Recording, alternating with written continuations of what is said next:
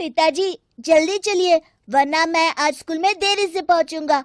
मेरी टीचर बहुत गुस्सा करती है। हाँ हाँ बेटा, अभी चलते हैं, बस 2 मिनट रुको। तभी रमेश की पत्नी कमरे से बाहर आती है और रमेश से कहती हैं, सुनिए जी, आज शाम को आप ऑफिस से जरा जल्दी घर आ जाइएगा। याद है ना, आज आपको मुझे शॉपिंग कराने के लिए लेकर जाना है। अरे भाग्यवान, इस महीने हाथ जरा तंग है। मेरी मानो तो शॉपिंग का विचार कुछ दिनों के लिए अपने दिमाग से निकाल ही दो। मैं तुम्हें अगले महीने पक्का शॉपिंग कराने ले जाऊंगा। अभी मुझे चलना चाहिए, वरना राजू को स्कूल पहुंचने में देर हो जाएगी। देखिए जी, अब आपके ये बहाने पुराने हो चुके हैं। मैं कुछ नहीं जानती। आज शाम को मुझे शॉपिंग करने जाना है, मतलब जाना है। आगे आपकी मर्जी।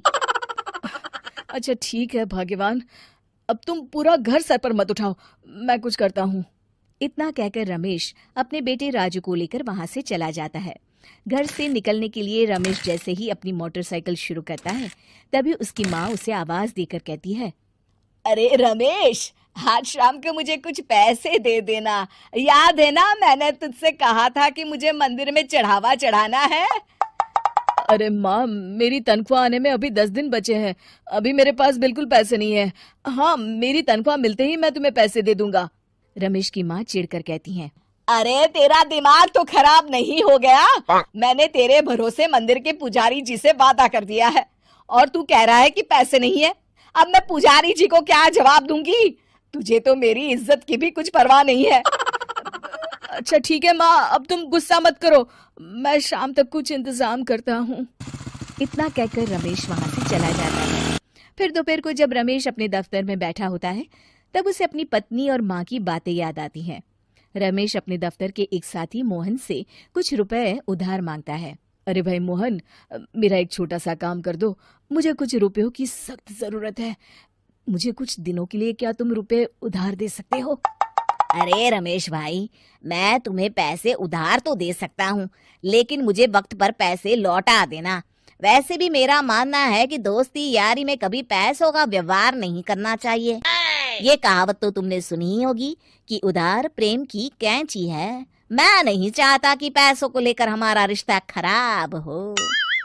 अरे मोहन, तुम बिल्कुल चिंता मत करो, मैं तुम्हारे पैसे वक्त पर लौटा दूंगा। फिर मोहन रमेश को पैसे दे देता है। शाम को घर आकर रमेश कुछ पैसे अपनी माँ को देता है और साथ ही अपनी पत्नी को भी शॉपिंग कराने बाजार लेकर जाता है।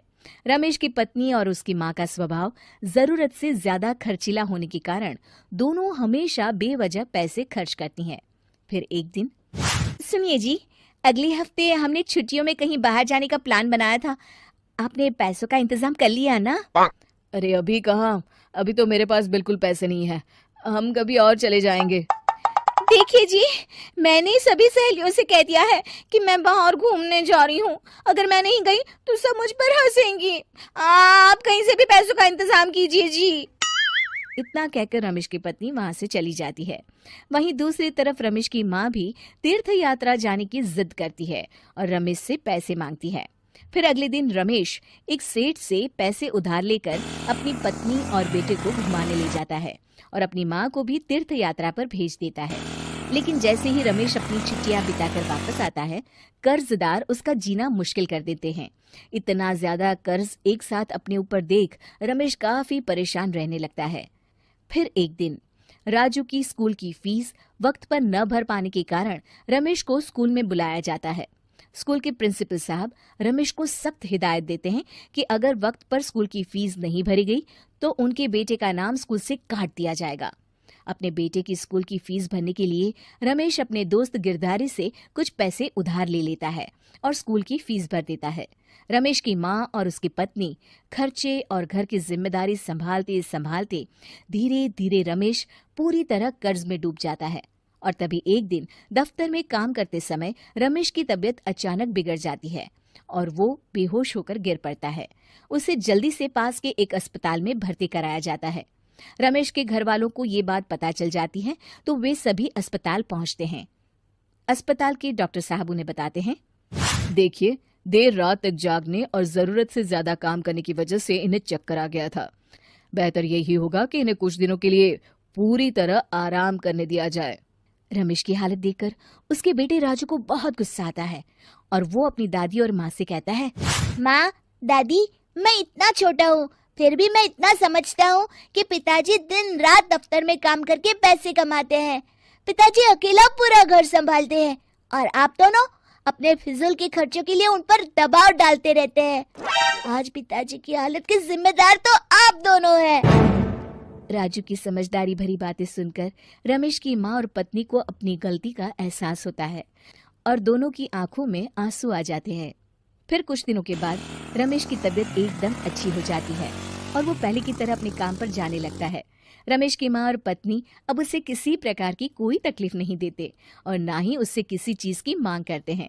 फिर देखते ही देखते रमेश अपने कर्ज के सारे पैसे चुका देता है। उसकी जिंदगी पहले की तरह अच्छी हो जाती है और वो अपने परिवार के साथ खुशी खुशी रहने लगता है। शिक्षा, हमारे रिश्ते एक तराजू की तरह होते हैं जिसकी दोनों ओर जिम्मेदारी और समझदारी का वजन बराबर होना चाहिए।